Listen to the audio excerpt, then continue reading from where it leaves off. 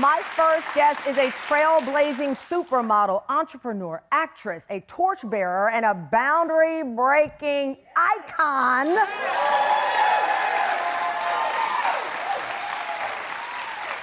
She's the one and only Iman.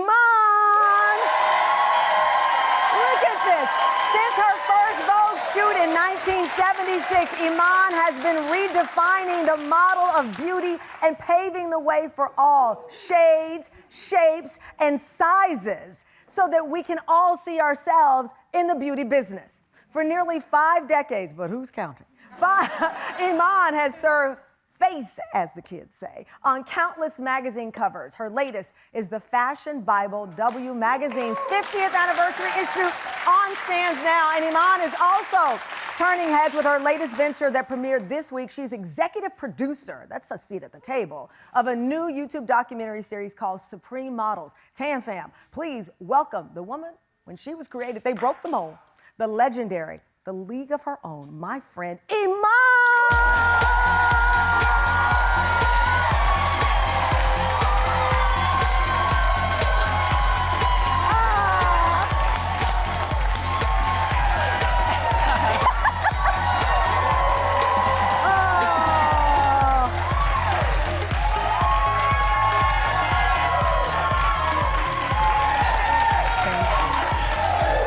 I know you smell my fragrance. Yes, I love it. Thank you. Oh, please have the first thing I said is, do you smell my fragrance? What am I wearing? Love Memoir. It is Iman's beautiful fragrance, and it's my good luck signature scent now.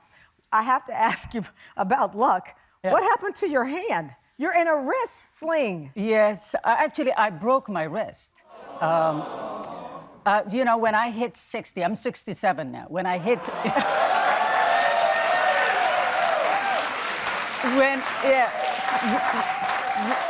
when I hit 60, my doctor said, whatever you do, please don't fall. And I fell off my flats. If I was wearing heels, I wouldn't have. You were wearing flats. I was wearing flats. And fell in flats. I fell in flats, and the next thing is I had surgery, and here I am. How are you feeling? I feel okay. I'm healthy, a little bit damaged, but... There is no damage to this perfection. You know, I love how you've always let age roll off your tongue. You said, I am 60. You know, so many people keep saying, don't say your age, Tamron, you're 52. And I'm like, what? I thought we were done with that. I know, but also it's very African. You know, we do celebrate. Yeah. As we get older, is because, you know, it's denied to so many, you know, to getting old. So. That's a great thing.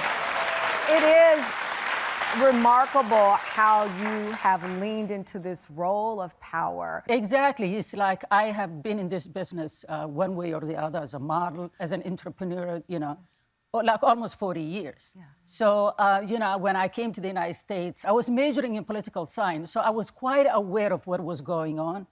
And so I wanted to really, because there was tokenism in our industry at that time, that they will only use one black model at a time. So they give you the idea that you have to dethrone that sister to get that space. And so for me, it was, no, that's not happening on my watch. Yeah. So I became very friends with Beverly Johnson, who was the top model at that time, because I feel like as a tribe, we are collectively more stronger. Yeah, more strong.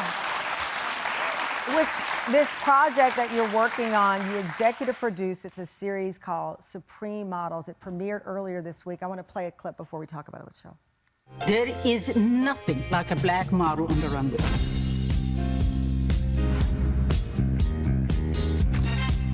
This is the Black Girls Coalition. If it wasn't for them, we would have been overlooked. We can't move forward without black creativity. The new generation, they want a revolution. How can you not love this melanin? We're not going back to the old days of just one token model. Yes, you know, I was looking at the series and watching all of these special moments, but in reality, whether it was equal pay for black models, covers for black models, when you look at the beauty industry, everyone benefited from you speaking up. And that means plus size models. That means models with disabilities. I mean, you said we all have to have a seat at the table, but you started with Black models because of what was happening and what you were experiencing. And more importantly, let's not forget, whether it's Black beauty, Black models, or just as Black people, when we do enter through a door, we usually leave the door behind open so others can come through. So for me, when YouTube and the directors approached me, was in the middle of COVID, and approached me about this documentary, I said, well, what are you guys bringing to the table that has not been said before? Right. And they said, you know, there are no documentaries on Black models or Black beauty. What? And I was like, then sign me up. Yes. That's what having a seat at the table looks like.